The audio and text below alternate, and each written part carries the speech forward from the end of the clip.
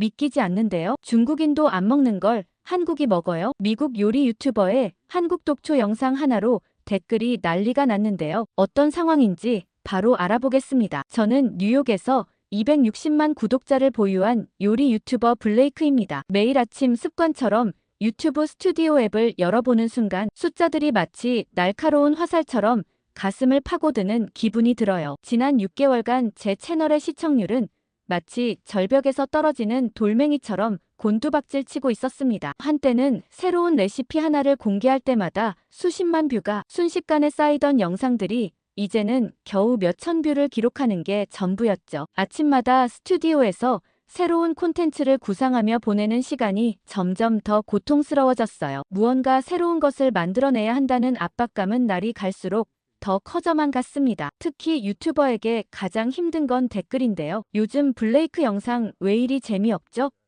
전에는 더 신선했는데 이런 댓글들을 볼 때마다 마음 한구석이 조금씩 무너져 내렸습니다. 스튜디오의 조명 아래 서 있는 시간이 점점 더 길어졌고 한 영상을 완성하는 데 걸리는 시간도 점점 더 늘어났어요. 그러던 어느 날이었습니다. 평소처럼 스튜디오에서 새로운 영상을 위해 고민하고 있을 때 메일 한 통을 받았어요. 신입 PD 면접 지원자 중 눈에 띄는 이력서가 있었거든요. 한국계 미국인 케이트 김이라는 지원자였는데 그녀의 포트폴리오는 다른 지원자들과는 확연히 달랐습니다. 한국어는 물론 중국어와 영어까지 3개 국어를 하는 인재였죠. 특히 최근 급부상하는 한국 콘텐츠 트렌드를 분석한 부분에서 번뜩이는 통찰력이 돋보였어요. 이력서만 봐도 함께 일하고 싶다는 생각이 들었죠. 면접날 아침 스튜디오는 평소와는 다른 긴장감이 감돌았습니다. 그녀는 정확히 약속 시간 10분 전에 도착했어요. 단정한 정장 차림이었지만 밝은 미소가 인상적이었죠. 그녀의 한국 이름은 지수였어요. 면접은 예상과는 전혀 다른 방향으로 흘러갔습니다. 그녀는 저의 초기 영상들을 하나하나 분석해와서 제가 잊고 있던 초심에 대해 이야기해 주었어요. 또 최근 제 콘텐츠가 식상해진 이유도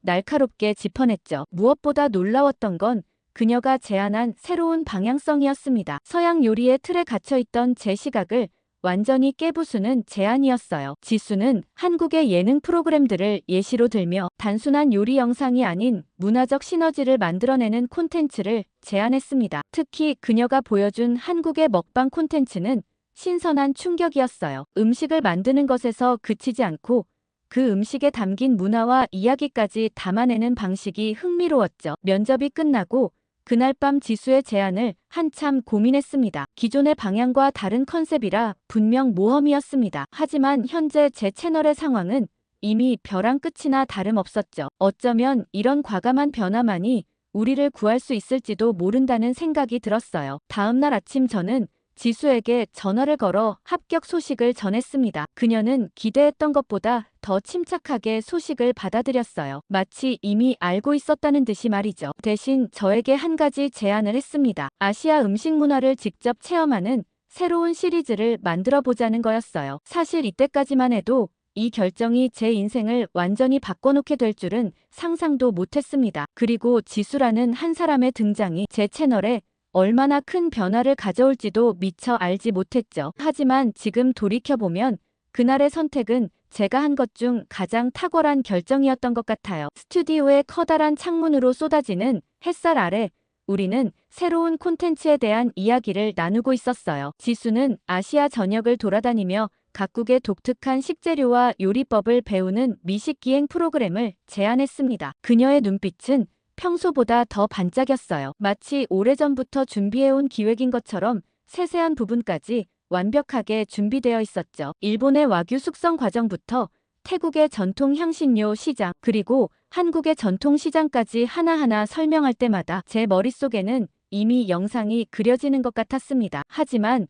우리의 열기를 식히는 현실적인 목소리가 들려왔어요. 10년 넘게 저와 함께 해온 매니저 제니퍼 웡이었습니다. 제니퍼는 중국계 미국인으로 예산과 일정의 현실을 이야기했어요. 아시아 전역을 도는 것은 현재 채널의 상황으로는 너무 벅찬 도전이 될 거라고 말했죠. 그리고 그럴 필요 없이 중국 하나만으로도 충분하다는 의견을 냈습니다. 그러자 주변에서도 중국은 세계에서 가장 다양한 식재료와 요리법을 보유한 나라이고 광활한 국토만큼이나 각 지역의 특색도 뚜렷하니 괜찮을 것 같다고 하더라고요. 스태프들은 여러 나라 전전할 것 없이 청두의 마라탕부터 광저우의 딤섬까지 중국 하나만 제대로 다뤄도 시즌 하나는 충분하다고 했습니다. 회의실의 화이트보드는 금세 아이디어로 가득 찼어요. 베이징의 전통시장 탐방과 청두의 길거리 음식 체험, 시안의 궁중 요리, 배우기 등 하나같이 흥미진진한 기획들이었죠. 특히 현지 셰프들과 함께하는 요리 대결 프로그램은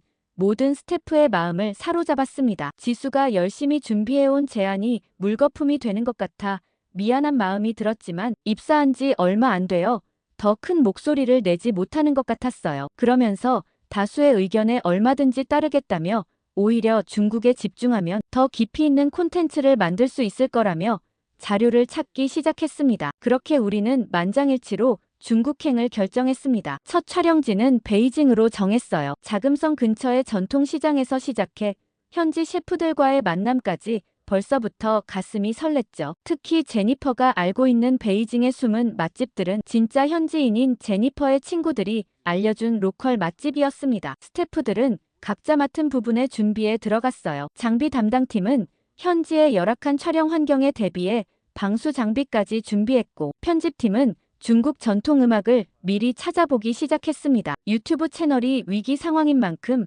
우리 모두 이번 프로젝트가 중요하다는 걸 알고 있었죠. 하지만 막상 베이징에서의 첫 촬영을 시작하기 전부터 저는 사실 걱정이 많았어요. 현지 음식의 위생 상태가 미국의 기준과는 많이 다르다는 것을 알고 있었거든요. 특히 길거리 음식은 더욱 그랬죠. 하지만 진정한 현지의 맛을 전달하기 위해서는 그들이 즐기는 방식 그대로 체험해야 한다는 생각이 컸습니다. 베이징의 후통 거리를 걸으며 수많은 노점상들을 지날 때마다 위생에 대한 걱정이 앞섰어요. 기름을 얼마나 자주 갈아주는지, 재료는 어디서 공수하는지, 그리고 위생 교육은 제대로 받았는지 속으로 여러 질문이 떠올랐죠. 하지만 카메라 앞에서 그런 걱정을 내비칠 순 없었습니다. 시청자들은 제가 현지 음식을 진정성 있게 체험하는 모습을 기대할 테니까요. 청두로 이동한 후에는 상황이 더 어려워졌습니다. 이곳은 베이징보다 더 날 것 그대로의 모습을 보여주었어요. 거리 곳곳에서 익숙하지 않은 향신료 냄새가 풍겼고, 음식들은 대부분 야외에서 조리되고 있었죠. 특히 더운 날씨 탓에 식재료 보관 상태가 신경 쓰이더라고요. 그렇게 촬영 닷새째 되던 날이었어요. 그날은 청두의 유명한 야시장을 취재하기로 한 날이었습니다. 좁은 골목길 사이로 늘어선 노점상들 사이를 지나며 각종 음식들을 맛보았죠. 카메라를 의식하다 보니 현지인들이 권하는 음식들을 계속 먹을 수밖에 없었어요. 마라샹궈의 매운 향이 코를 찔렀고, 허거의 육수는 끓어오르고 있었죠. 노점상 아주머니가 건네주는 음식들을 거절하기가 힘들었습니다. 그들의 기대에 찬 눈빛을 외면할 수 없었거든요. 제 눈빛을 알아챘는지 지수가 옆에서 몇 번이나 그만 드시는 게 어떠냐고 걱정스레 말했지만 저는 괜찮다며 웃어넘겼어요. 하지만 그게 화근이었을까요? 밤이 깊어갈수록 속이 불편해지기 시작했습니다. 처음에는 단순한 체증이려니 했어요. 하지만 호텔로 돌아오는 차 안에서부터 심상치 않은 징후가 나타나기 시작했죠. 온몸에서 식은땀이 흘렀고 속이 천불만불 타오르는 것 같았습니다. 호텔방에 도착하자마자 화장실로 뛰어들어갔어요. 그렇게 수십 번을 들락날락하다가 결국 화장실 바닥에 쓰러지고 말았습니다. 머리가 어지러웠고 온몸에 힘이 빠져나가는 것 같았죠. 휴대폰은 침대 위에 있었지만 그곳까지 가는 것조차 불가능했어요. 정신이 아득했습니다. 그런데 갑자기 밖에서 누군가 찾아왔더라고요. 다음날 촬영 시나리오를 미리 확인하러 지수가 왔었어요. 저는 온 힘을 다해 살려달라며 소리쳤어요. 제 말이 들렸는지 아니면 노크 소리와 휴대폰 소리에도 응답이 없자 직감적으로 뭔가 잘못됐다는 걸 알았는지 호텔 직원과 함께 문을 열고 들어온 지수는 화장실 바닥에 쓰러져 있는 저를 발견했죠. 지수는 망설임 없이 구급차를 불렀어요. 그녀의 당황한 목소리로 중국어를 하는 것이 희미하게 들렸습니다. 응급차가 도착하고 병원으로 이동하는 동안 그녀는 계속 제 손을 잡고 있었죠. 의식이 몽롱해지는 가운데에서도 그녀가 중국어로 의사에게 상황을 설명하는 소리가 들렸어요. 드디어 병원에 도착했을 때는 이미 새벽 2시가 넘어 있었습니다. 응급실의 차가운 침대에 누워있으니 지금까지의 무모했던 선택들이 주마등처럼 스쳐 지나갔어요. 조명이 밝은 천장을 바라보며 생각했습니다. 과연 이 모든 것이 좋은 방송을 만들기 위해 감수해야 할 일이었을까요? 응급실에 도착했을 때 지수의 중국어 실력이 이렇게 대단한 줄은 몰랐어요. 그녀는 의료진들과 거침없이 대화를 나누며 제 증상을 상세히 설명했습니다. 하지만 곧 예상치 못한 벽에 부딪히고 말았죠. 병원 행정실에서 끝없는 서류 작업을 요구하기 시작했어요. 처음에는 여권 복사본을 요구했습니다. 그 다음은 보험 증명서와 외국인 등록증 출입국 기록까지. 고통으로 몸부림치는 저를 옆에 두고 지수는 계속해서 서류를 작성해야 했어요. 다행히 공유 폴더에 저장해 놓은 것이 있었지만 간호사는 보안 절차상 어쩔 수 없다며 차가운 표정으로 끝없이 새로운 양식을 내밀었죠. 응급실 침대에 누운 채로 시계를 보며 시간이 흘러가는 걸 지켜보는 것이 고문 같았습니다. 복부의 통증은 점점 더 심해졌고 온몸은 식은땀으로 흠뻑 젖어 있었어요. 지수는 계속해서 치료부터 해달라고 항변했지만 의료진들은 절차가 우선이라며 완강했죠. 형광등 불빛이 유난히 차갑게 느껴지는 응급실에서 1시간, 2시간이 흘러갔어요. 지수는 때로는 따지듯 때로는 애원하듯 의료진들을 설득했습니다. 그녀의 목소리가 점점 지쳐가는 게 느껴졌죠. 심지어 한 간호사는 외국인이라 특별 관리가 필요하다며 추가 서류를 요구했어요. 마침내 서류 작성이 끝나고 치료를 받을 수 있게 되었을 때는 이미 새벽 4시가 넘어 있었습니다. 응급실에 도착한 지 무려 3시간이 지난 후였어요. 링거를 꽂고 누워있는 동안 속이 울렁거릴 때마다 눈앞에 청두의 야시장이 아른거렸죠. 그때부터였어요. 중식당 앞을 지날 때마다 속이 뒤틀리기 시작하더라고요. 마라 향신료 냄새만 맡아도 온몸이 굳어버렸고 중국 음식을 보고 있는 것만으로도 힘들었어요. 아직 촬영 일정이 한참이나 남았고 중국 전역을 돌며 음식을 취재하는 게 주요 콘셉트였는데 주인공인 제가 중국 음식을 보기만 해도 속이 뒤틀리니 큰일이었습니다. 스태프들은 저를 걱정스러운 눈빛으로 바라봤고 지수는 안타까움을 감추지 못했죠. 퇴원 후 첫 회의는 호텔 컨퍼런스룸에서 진행됐어요. 스태프들의 표정이 무거웠습니다. 모두가 말을 아끼는 듯했지만 결국 누군가는 꺼내야 할 이야기였죠. 첫 주 예산의 상당 부분을 이미 소진했고 장비도 모두 중국으로 공수해온 상태였어요. 지수가 먼저 입을 열었습니다. 현지 요리사들을 인터뷰하는 방식으로 포맷을 바꾸면 어떻겠냐고 제안했어요. 제가 직접 음식을 맛보는 대신 그들의 이야기를 통해 중국 음식 문화를 전달하자는 거였죠. 스태프들의 눈빛이 조금씩 살아나기 시작했습니다. 베이징의 유명 레스토랑 3곳에서 먼저 섭외가 들어왔어요. 30년 경력의 주방장들이었죠. 첫 인터뷰는 순조롭게 진행됐습니다. 그들의 요리에 대한 자부심은 대단했어요. 중국 요리의 5,000년 역사를 이야기하며 눈빛이 반짝이며 얘기하더라고요. 그런데 문제는 두 번째 인터뷰에서 시작됐어요. 베이징 덕으로 유명한 레스토랑의 주방장이었는데 갑자기 한국 음식 이야기를 꺼냈죠. 처음에는 아시아의 다양한 식문화를 이야기하는 줄 알았습니다. 하지만 그의 말투에서 묘한 비아냥거림이 느껴졌어요. 그는 중국 요리의 우수성을 설명하다가 불쑥 한국의 장아찌 문화를 언급했습니다. 발효 음식이라고 하지만 사실은 버린 음식을 먹는 거나 다름없다고 했죠. 옆에 있던 지수의 표정이 굳어지는 게 보였어요. 하지만 그는 계속해서 한국 음식을 폄하하는 발언을 이어갔습니다. 인터뷰는 계속해서 이상한 방향으로 흘러갔어요. 그는 중국인들이 절대로 먹지 않는 것들이 있다며 이야기를 시작했죠. 독초라서 먹으면 안 되는 것들이나 몸에 해로워서 버리는 것들이라고 말이죠. 그런데 웃긴 건 한국인들은 그걸 밥상에 올린다고 비웃듯 말했어요. 그의 말투에는 명백한 무시가 담겨 있었습니다. 마치 한국인들이 먹을 게 없어서 버린 것들을 주워 먹는 것처럼 표현했죠. 심지어 옆에 있던 다른 요리사들도 동조하듯 웃음을 터뜨렸어요. 촬영 중이었기 때문인지 지수가 간신히 참고 있는 게 느껴졌습니다. 결정적인 순간은 그가 고사리를 언급했을 때였어요. 중국인들은 절대 먹지 않는 독초라며 한국인들은 미개하다고까지 했죠. 더는 참을 수 없었던 지수가 문제를 제기했습니다. 촬영장의 공기가 순식간에 얼어붙었어요. 그동안 차분하던 지수의 목소리가 단호하게 바뀌었어요. 독초라고 무시하는 그 식재료들을 한국 사람들은 수천 년간 연구하고 발전시켜왔다고 말이죠. 지수의 설명은 계속 이어졌어요. 한국인들이 산나물을 먹는 방식은 단순히 굶주림 때문이 아니라는 거였습니다. 끓이고 삶고 우리고를 반복하면서 독성은 제거하고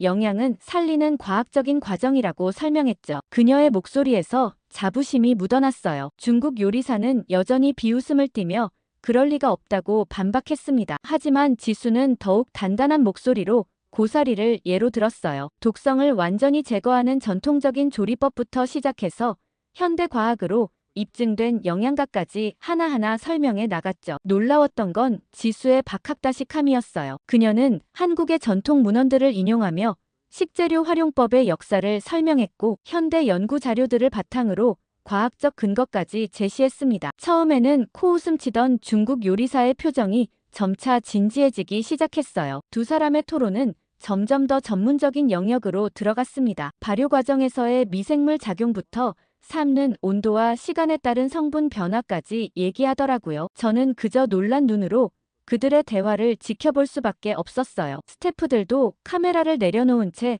그들의 대화에 집중했죠. 특히 인상 깊었던 건 지수가 언급한 절기별 나물 채취법이었습니다. 같은 식물이라도 채취 시기와 부위에 따라 독성이 달라진다는 설명에 저도 모르게 고개를 끄덕이고 있었어요. 이건 분명 새로운 이야깃거리가 될 수 있을 것 같았죠. 문득 궁금증이 생겼습니다. 과연 그 과정을 직접 눈으로 보면 어떨까 하는 생각이 들었어요. 중국인들이 버리는 식재료로 한국인들은 어떻게 먹을 수 있는 음식을 만들어내는 걸까 궁금했죠. 그 순간 제 머릿속에서 새로운 기획의 윤곽이 그려지기 시작했습니다. 토론이 잠시 소강 상태에 접어들었을 때 저는 조심스럽게 의견을 제시했어요. 한국에 직접 가서 그 과정을 취재해보면 어떻겠냐고 말이죠. 지수의 눈이 반짝였습니다. 정말 좋은 기획이었죠. 그러자 제니퍼가 무슨 소리 하냐며 중국에서 남은 촬영을 다 마치고 바로 미국으로 돌아가자고 했어요. 하지만 스태프들의 반응이 긍정적이었어요. 촬영 감독인 마이크는 산에서 나무를 캐는 장면부터 조리 과정까지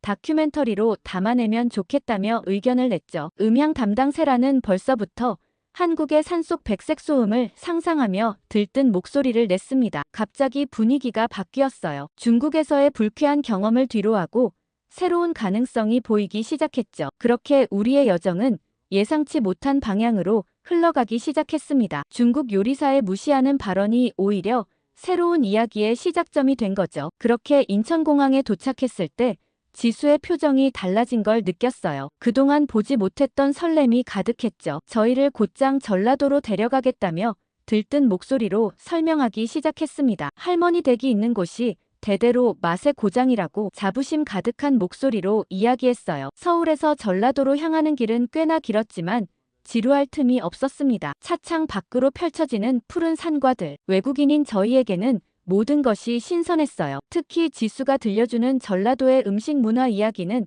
마치 한 편의 다큐멘터리 같았죠. 할머니 댁에 도착했을 때는 이미 해가 저물어가고 있었어요. 낮은 담장 너머로 고즈넉한 기와집이 보였습니다. 그런데 현관문을 열자마자 저희는 모두 넋을 잃고 말았죠. 믿을 수 없는 광경이 펼쳐졌으니까요. 거실 한가운데 놓인 큰 상에는 최소한 20가지는 되어 보이는 반찬들이 가득했습니다. 상 위에 다양한 색이 보였고 마치 무지개처럼 다채로운 색감의 음식들이 자리를 가득 메우고 있었어요. 촬영 감독 마이크는 자기도 모르게 카메라부터 꺼내들었죠. 할머니는 수줍은 미소를 지으며 저희를 맞아주셨어요. 지수가 통역을 하는데 굳이 말이 없어도 할머니의 따뜻한 마음이 전해졌습니다. 상에 앉자마자 할머니는 저희에게 먼저 참기름 한 방울을 찍어 먹어보라고 하셨어요. 음식 유튜버라고 하니 한국의 전통 소스들을 먼저 소개시켜주고 싶다고 하시더라고요. 저는 그 순간을 잊을 수가 없습니다. 처음 맡아보는 고소한 향이 코끝을 스쳤어요. 음향 담당 세라는 그 자리에서 바로 참기름 병을 찍어달라고 카메라 감독에게 부탁했죠. 이런 향은 처음이라며 계속해서 감탄했습니다. 그리고 제가 제일 놀라웠던 건 쌈장이었습니다. 쌈장은 세계 어느 곳에서도 찾을 수 없는 소스였죠. 중국에서 먹어본 어떤 소스와도 비교할 수 없는 독특한 맛이었습니다. 촬영은 잠시 중단한 채 모두가 정신없이 음식을 먹기 시작했어요. 그런데 할머니가 상에 놓인 나물 반찬들을 하나씩 설명해 주시는데 지수가 통역을 하면서 저희 모두 입이 떡 벌어졌어요. 중국 요리사가 독초라고 했던 바로 그 식물들이었거든요. 고사리, 나물과 취나물 그리고 두릅까지 모두 할머니가 직접 뒷산에서 채취해서 요리하신 거라고 했습니다. 저는 그만 숟가락을 떨어뜨리고 말았어요. 방금 전까지 맛있게 먹고 있던 반찬들이 그 독초들이었다니요. 하지만 이상하게도 전혀 거부감이 들지 않았죠. 할머니는 마치 저희의 놀란 표정을 즐기시는 듯 했어요. 지수를 통해 산나물을 캐는 시기부터 삶는 방법, 우리는 과정까지 자세히 설명해 주셨습니다. 매 과정마다 과학적인 이유가 있다는 게 놀라웠어요. 그날 밤 스태프들과 긴급 회의가 열렸어요. 모두가 흥분된 목소리로 이야기를 쏟아냈습니다. 특히 영상 감독은 새벽 산행을 꼭 담아야 한다며 열띤 목소리로 주장했죠. 아침 이슬을 머금은 산나물을 카메라에 담으면 최고의 장면이 될 거라고요. 새벽 4시 알람이 울렸을 때는 모두가 후회했던 것 같아요. 하지만 이내 카메라를 들고 산으로 향했습니다. 아직 어둑어둑한 산길을 지수가 앞장서서 안내했죠. 손전등 불빛 아래로 보이는 초록빛 이슬이 마치 보석처럼 반짝였어요. 처음에는 지수의 뒤만 따라다녔는데 점점 자신감이 생기기 시작했습니다. 할머니께서 알려주신 나물의 생김새를 기억해내며 저도 이곳저곳을 살피기 시작했어요. 마침내 비슷하게 생긴 잎을 발견하고는 얼마나 뿌듯했는지 모릅니다. 한 아름이나 되는 나무를 걷어들고 있을 때였어요. 뒤에서 지수의 비명소리가 들렸습니다. 돌아보니 그녀가 저희가 딴 나물 바구니를 가리키며 창백한 표정을 짓고 있었죠. 알고 보니 제가 따고 있던 건 독성이 강한 진짜 독초였어요. 순간 모두의 얼굴에서 핏기가 싹 가셨습니다. 저는 장갑을 끼고 있었음에도 마치 손에 독이 묻은 것처럼 바구니를 내팽개쳤어요. 제니퍼는 계속해서 손을 털어대며 작은 비명을 질러댔죠. 지수는 한숨을 쉬더니 이내 웃음을 터뜨렸어요. 진짜 고사리와 제가 잘못 딴 독초를 나란히 놓고 비교하면서 설명하기 시작했습니다. 잎의 모양이 비슷해 보여도 결정적인 차이가 있다는 거였죠. 줄기의 색깔부터 잎맥의 패턴까지 하나하나 짚어가며 설명하는데 그제야 이해가 가더라고요. 그런데 재미있었던 건 지수의 설명 방식이었습니다. 진짜 고사리는 마치 아기 손처럼 동그랗게 말려있다고 했어요. 반면 제가 딴 독초는 뱀이 다리를 튼 것처럼 날카롭게 말려있다고 하더군요. 그 설명을 듣고 나니 확연히 차이가 보였습니다. 카메라 감독 마이크는 오히려 이게 더 좋은 장면이 될 거라며 신나했어요. 실수하는 과정부터 배우는 과정까지 모두 자연스럽게 담을 수 있다는 거죠. 실제로 시청자들도 저와 같은 실수를 할 수 있으니 좋은 교육 자료가 될 거라고 했습니다. 지수는 계속해서 나물의 특징들을 알려주었어요. 어떤 것은 향을 맡아보라고 하고 어떤 것은 잎의 결을 만져보라고 했죠. 감각을 총동원해서 나무를 구별하는 법을 가르쳐 주었는데 이게 우리 조상들의 지혜라고 설명했습니다. 해가 뜰 무렵 우리는 다시 채취를 시작했어요. 이번에는 훨씬 조심스럽게 그리고 자신감 있게 나무를 골라낼 수 있었습니다. 아침 햇살 아래 반짝이는 이슬을 머금은 나물들이 어찌나 예쁘던지 마이크의 카메라는 쉴 새 없이 셔터 소리를 냈어요. 산을 내려오는 길에 지수가 웃으며 말했어요. 옛날에는 이런 시행착오를 겪으면서 어떤 나물이 먹을 수 있고 어떤 것이 위험한지 알아냈을 거라고요. 그 말을 들으니 갑자기 한국 조상들이 자연과 대화하면서 음식 문화를 발전시켜온 긴 여정이 그려지는 것 같았습니다. 나물을 한가득 채취하고 나니 어느덧 점심시간이 다가오고 있었어요. 지수가 갑자기 이 근처에 밥 먹을 곳이 있다며 점심 먹으러 가자고 했을 때 저는 당황할 수밖에 없었죠. 이 깊은 산속 어디에 음식점이 있다는 걸까요? 카메라 감독은 의아한 표정으로 주변을 둘러보았고 제니퍼는 배고픈 듯 한숨만 내쉬었습니다. 그렇게 지수를 따라가는 동안 우리는 특별한 광경을 목격했어요. 등산복 차림의 어르신들이 삼삼오오 모여 도시락을 나눠 먹고 계셨는데 저희를 보자 밝게 웃으시며 하나 먹어보라는 듯 권하시는 거였죠. 낯선 외국인들인데도 전혀 어색해하지 않고 정겹게 대해주시는 모습이 인상적이었어요. 그리고 제가 정말 신기했던 건 산에서 나오는 물을 마시는 모습이었습니다. 그건 약수터라고 하더라고요. 등산객들이 줄을 서서 차례차례 약수를 받아 마시고 있었어요. 지수는 이곳 약수가 위장병의 특효라며 저희에게도 한 모금씩 건넸죠. 처음 마셔보는 약수의 특이한 맛에 스태프들의 표정이 각양각색이었습니다. 등산객들은 다들 나이나 지위에 상관없이 모두가 반갑게 인사를 나누고 음식을 나눠 먹는 모습이 마치 오래된 이웃 같았죠. 등산로 곳곳에서 들리는 인사말이 낯설면서도 따뜻하게 느껴졌습니다. 그렇게 좁은 산길을 15분 정도 더 올랐어요. 발걸음이 점점 무거워질 때쯤 안개 속에서 고즈넉한 절이 모습을 드러냈습니다. 기와지붕 위로 피어오르는 아침 안개가 마치 동양화 한 폭 같았죠. 절 마당에는 몇 분의 보살님들이 텃밭에서 채소를 가꾸고 계셨는데 지수를 보자 마치 오래된 친척을 만난 것처럼 반갑게 맞아주셨어요. 보살님들은 우리를 법당 옆 작은 건물로 안내해 주셨습니다. 가는 길에 한 보살님이 절의 스님 이야기를 하셨어요. 스님의 요리 실력이 얼마나 대단한지 자랑하시는데 특히 산나물로 만드는 요리는 도시의 유명 채식 레스토랑보다 낫다고 자신있게 말씀하셨습니다. 식당에 들어서자마자 깊은 향신료 향이 코끝을 스쳤어요. 하지만 중국에서 맡던 그런 자극적인 향이 아니었죠. 마치 숲속의 향기를 그대로 담아낸 것 같은 은은하고 깊은 향이었습니다. 주방에서는 누군가 바삐 움직이는 소리가 들렸어요. 산사의 텃밭도 우리의 시선을 사로잡았습니다. 보살님들이 직접 가꾸시는 채소들은 하나같이 싱그럽고 건강해 보였어요. 한쪽에서는 말린 나물들이 줄줄이 걸려 있었는데 그 광경이 마치 자연과 인간이 조화롭게 어우러진 그림 같았죠. 잠시 후 음식이 나왔는데 그 비주얼에 모두가 탄성을 내질렀어요. 고사리 된장국의 고소한 향과 취나물 튀김의 바삭한 식감 그리고 두릅 초무침의 신선한 맛까지 모든 것이 예술적으로 완벽했습니다. 특히 고사리전은 제가 먹어본 어떤 요리와도 비교할 수 없을 만큼 독특하고 맛있었죠. 창밖으로는 계속해서 등산객들이 오가는 모습이 보였어요. 간혹 절에 들러 잠시 쉬어가는 분들도 있었는데 보살님들은 그분들에게도 따뜻한 차 한 잔을 건네며 정을 나누셨죠. 이런 게 바로 한국의 산문화구나 하는 생각이 들었습니다. 보살님들은 뿌듯한 표정으로 우리가 음식을 맛있게 먹는 모습을 지켜보셨어요. 한 보살님은 요리를 하신 스님이 뵙고 싶다며 나와서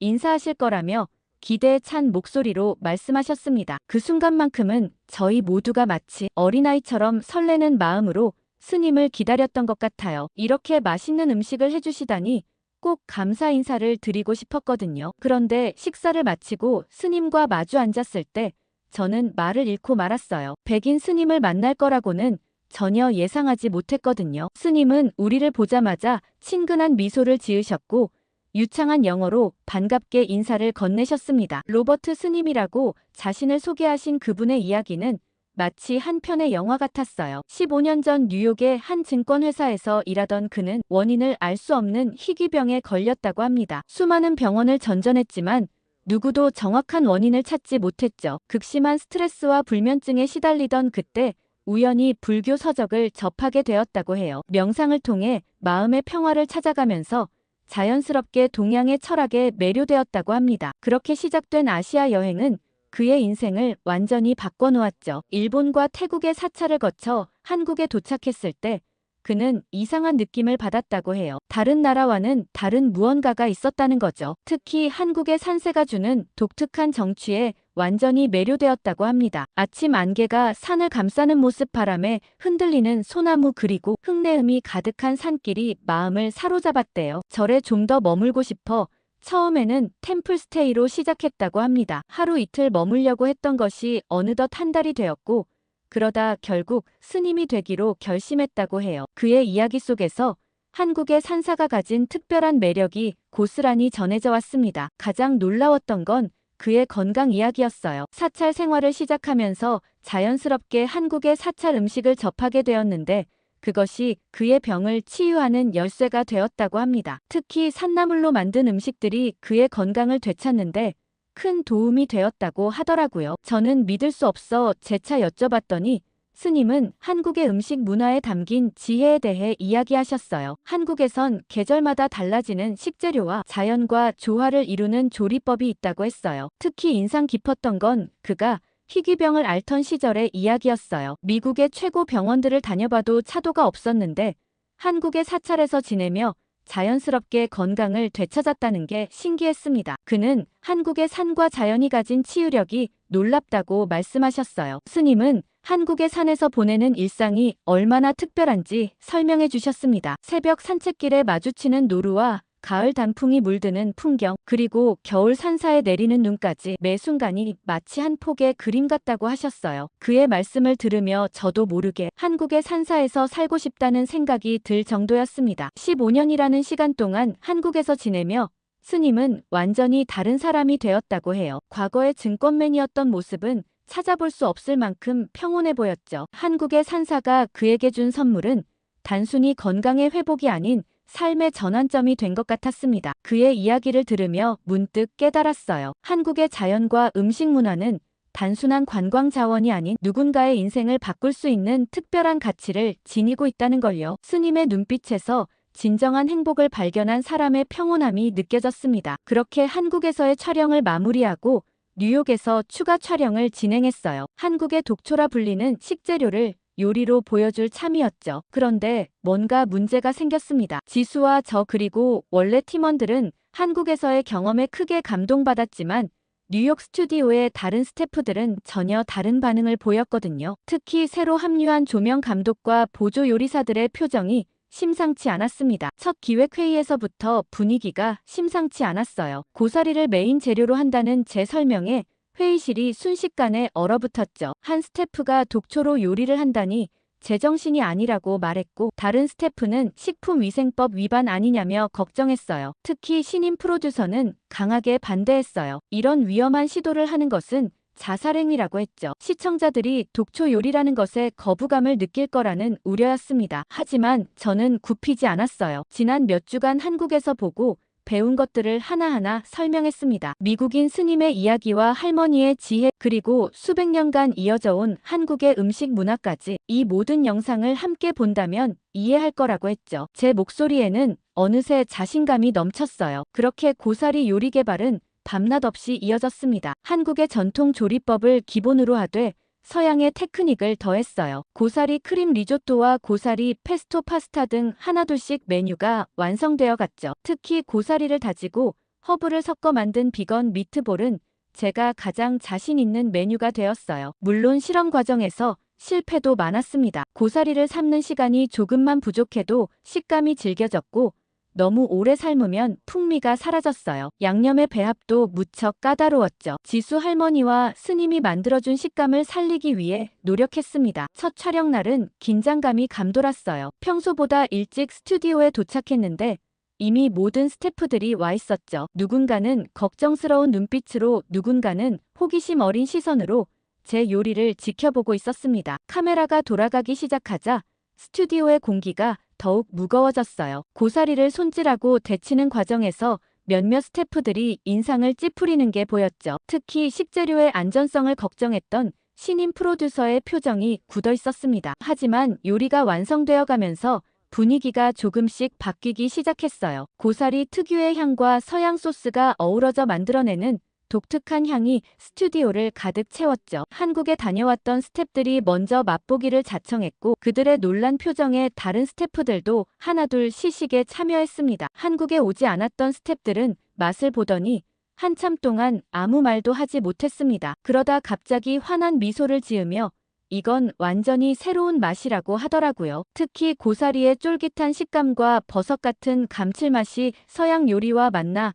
전혀 새로운 맛을 만들어냈다는 평가가 많았습니다. 처음에 가장 반대가 심했던 신임 프로듀서조차 이런 퓨전 요리라면 충분히 승산이 있다고 인정했어요. 그렇게 우리의 첫 촬영은 예상보다 훨씬 성공적으로 마무리됐습니다. 스태프들의 표정이 밝아졌고 다음 촬영을 기대하는 목소리도 들렸어요. 모두들 영상의 성공을 점쳤죠. 그렇게 열심히 준비한 기획 영상을 올렸는데 반응은 차가웠습니다. 영상을 업로드한 첫날은 악몽 같았어요. 댓글창이 순식간에 비판으로 가득 찼습니다. 특히 중국 시청자들의 반응이 매서웠어요. 그들은 독초로 요리를 한다는 것 자체가 미친 짓이라며 경고성 댓글을 쏟아냈어요. 심지어 몇몇은 제 이전 영상들까지 찾아가 비판을 남기기 시작했습니다. 그렇게 시청자 수는 계속해서 떨어졌어요. 평소 제 영상의 성적에 비해 처참한 결과였습니다. 구독 취소 알림이 끊임없이 울렸고 비추천 숫자는 계속해서 치솟았습니다. 댓글에는 셰프의 자격이 없다, 시청자들의 안전을 위협한다 같은 비난이 가득했어요. 사무실에 틀어박혀 모니터만 바라보던 그때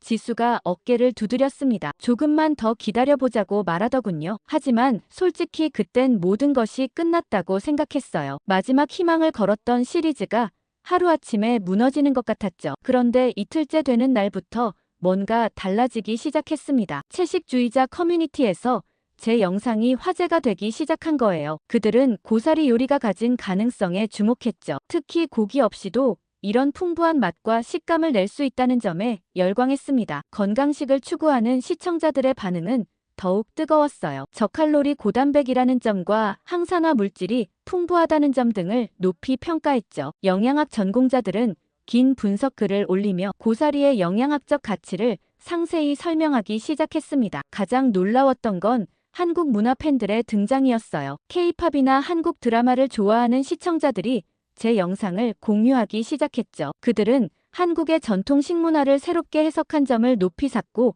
더 많은 한국 식재료를 다뤄달라고 요청했습니다. 조회수가 역전되기 시작한 건 사흘째 되는 날이었어요. 원래의 성과를 훨씬 뛰어넘기 시작했고 초반의 부정적인 댓글들은 밑으로 밀려나고 응원과 격려의 메시지가 상위 댓글을 채우기 시작했죠. 댓글창은 완전히 다른 모습이 되었습니다. 한국 음식의 지혜로움을 칭찬하는 글들이 끝없이 이어졌고 자신들의 한식 체험 이야기를 공유하는 시청자들도 많아졌어요. 그리고 여러 요리사들도 완전 새로운 시각이라며 흥미롭다는 반응을 보이기 시작했습니다. 그러더니 인플루언서들이 앞다투어 제 레시피를 따라하기 시작했습니다. 특히 비건 크리에이터들의 호응이 뜨거웠죠. 그러더니 시청자들의 요청 사항도 쏟아졌어요. 더 다양한 산나물 레시피를 보여달라는 의견부터 한국의 된장과 고추장을 활용한 퓨전 요리까지 알려달라고 했죠. 댓글창은 매일 새로운 아이디어로 가득했고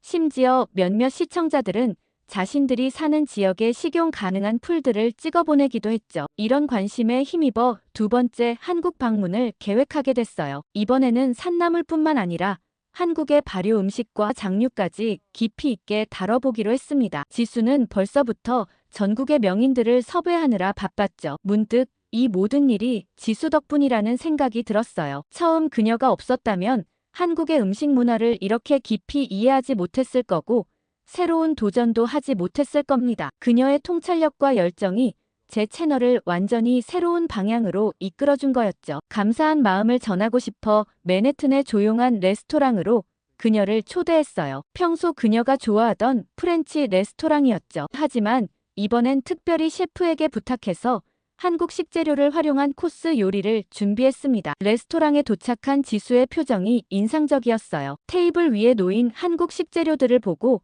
깜짝 놀란 듯 했죠. 프랑스 요리의 정석을 고집하던 이 레스토랑에서 고사리와 더덕이 메인 재료로 쓰일 거라고는 상상도 못했나 봐요. 특히 그녀가 기뻐한 건 이 레스토랑의 셰프가 우리 채널의 팬이 되었다는 사실이었죠. 미슐랭 스타 셰프가 한국의 산나물에 매료되어 자신의 요리에 적용하기 시작했다는 게 놀랍다고 했어요. 이제는 뉴욕의 고급 레스토랑에서도 한국의 산나물을 찾아볼 수 있게 됐다는 게 자랑스럽다고 했죠. 와인 한 잔을 마시며 우리는 앞으로의 계획을 이야기했어요. 지수는 이제 한국 음식이 건강식의 새로운 트렌드가 될 거라고 확신한다고 했습니다. 저도 동의했죠. 이미 많은 셰프들이 한국의 산나물과 장류에 관심을 보이기 시작했으니까요. 한국 음식의 가치를 세계에 알리고 싶었던 자신의 꿈이 이렇게 실현될 줄 몰랐다고 했죠. 그 순간 저도 마음이 뭉클해졌습니다. 우리는 단순한 동료가 아닌 같은 꿈을 향해 달려가는 동반자가 되어 있었어요. 한국의 숨겨진 음식들을 많이 알려주시면 좋겠습니다. 오늘 사연 어떻게 들으셨나요? 한국의 숨겨진 음식들을 알고 계시면 댓글 많이 달아주시고 좋아요와 구독 꾹 눌러주세요. 감동 필름이었습니다.